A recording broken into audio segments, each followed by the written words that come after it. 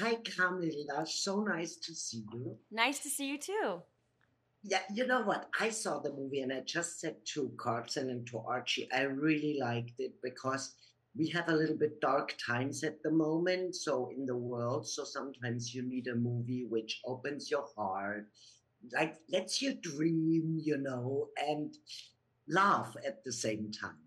And then what I did, I after the movie, I immediately Googled, are Camilla and Archie a real-time couple? Because your chemistry was so good, and I thought there must be something, but there I wasn't. know. But that's good. That means we did our jobs right. You did, you were completely convincing. Do you believe in love in first sight? I do. I think I do.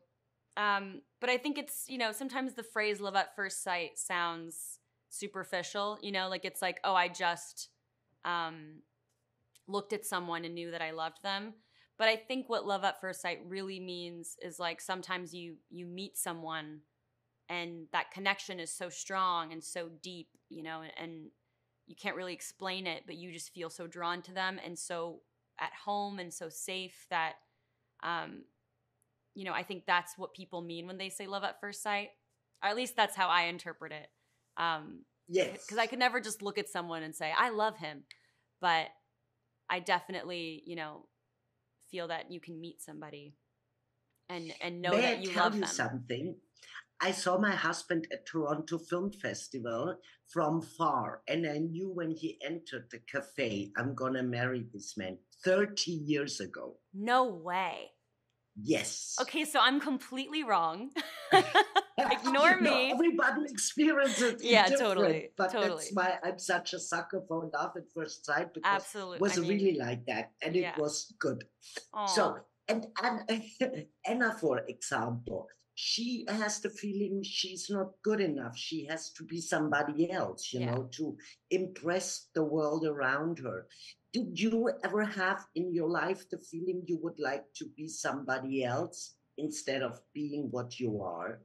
Oof, getting real deep here. Yes, Oh, so absolutely. No, no, I love it. I love it. This is my kind of conversation. Um, yes, I do. I feel that all the time. Um, I feel that, with I felt that when I was in college a little bit. Um, I was so envious of the actors my age that were already working. And I was like, oh, I wish I wasn't in school. I wish I could just, I feel like I have so much to catch up on. And I still feel like that person. I still feel like I'm, every time you reach a certain point in your career, you just want more and you want to be that other person who's more successful and more whatever, Um, I am constantly, looking to other people and wishing that I was more like them. I think that's very normal, but I yes. think there's something really beautiful about that. It's not like you're actually I saw this in like a comedy special I watched. I forgot what it was, but it was something about how you're not really you shouldn't look at it as jealousy as a bad thing, but as like, wow, I really like that girl's outfit. Like I want to dress like that. I like what she's doing. I like her performance in that. I want to perform like that. You can be inspired by other people, and not look at it as a bad thing, but just like a motivator, you know? I think that's the right word, inspired, Yeah. by somebody thriving that you see, oh, I can do. But I mean, you spent almost all your 20s on Riverdale. Hmm. You have a good career, Thank you. and it let you grow also, Yeah. Um, but if you look back, it's a decade almost. If you look back at that time, were you forced to grow up so quickly, or did it came naturally? A little bit of both. I feel very grateful, going back to what I just said, like, even though when I was in college, I was wishing I wasn't in college. I'm so grateful that I did go to college because I got to have my full college experience, 4 years, living on my own, and studying. And I got to do, acting classes in such a safe environment. And I'm very grateful for that period of my life where I got to just like be a young adult alone in the world, like figuring it out. Because by the time I booked Riverdale, you know, I felt like I'd gotten a lot out of my system, and I was so prepared to work, and I was so prepared to grow up, you know, because I got to be a young teenager and a young Yeah. adult just kind of messing around, you know? So by the time I got to Riverdale, I was really open to that growth. Yeah. And I mean, you're such an inspiring woman. You know, I also, of course, looked at your Instagram. You're also producing now. You know, you're and Latina. I have the feeling because you're American Brazilian, you know, that there's much more Latinas now. You know, and I heard you also support them, and that's such a great positive Yeah. thing. Why do you think is that? We crave that all the time to see more Latinas, of course, on Yeah. screen. It's the time now. Is the time now? Oh Yes. yeah, the time was years ago. The time was 30 years ago or more.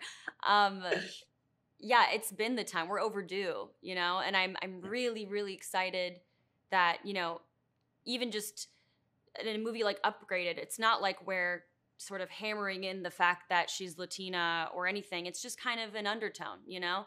For me, Yeah. it's even the name. The name is enough for me sometimes, or just the fact that I get to be the lead of it is enough representation. Not everything needs to be a big celebration of culture, but then you have, you know, I have another project coming out in a few months called Musica, which is about being Brazilian American, and that is a big celebration of culture. And I'm excited for both opportunities. You know, I think Yeah. representation can happen in so many ways, and I want to continue being a part of that And development.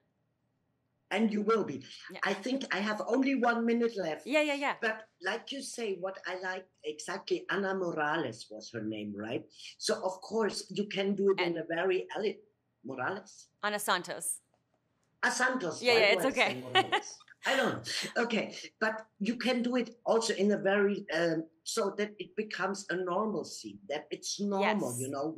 Our lead is American Latina, you know that Yeah. this is what we need more and more. I completely agree. Absolutely. Yeah. I think you know, with a character like Anna, I'm so used to playing characters, especially when people write roles for Latina women, they write them to be very confident and snappy and whatever, which I think is great. I love that. I love that that's the perception of Latina women. I'll wear that proudly.